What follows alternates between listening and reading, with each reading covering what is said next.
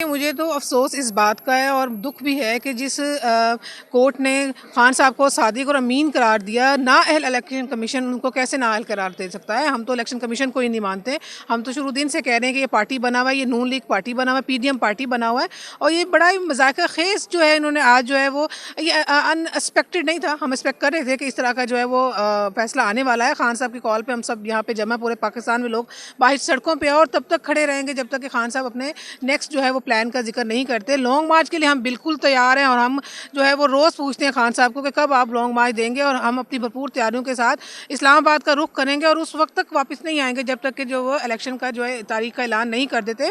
खान हमारा सादिक अमीन है। जो चोर थे, जो डाकू थे, उन्होंने अपने केसेस ख़त्म करवा के वो बाहर भाग गए, बाहर बैठे हुए और एक तोशा खाना केस में, जबकि हर चीज़ जो है इलेक्शन कमीशन को प्रोवाइड कर दी गई थी, उन्होंने पार्टी बन के जो है एक तरफा फैसला सुनाते हुए खान साहब के खिलाफ ये बोगस निकाला।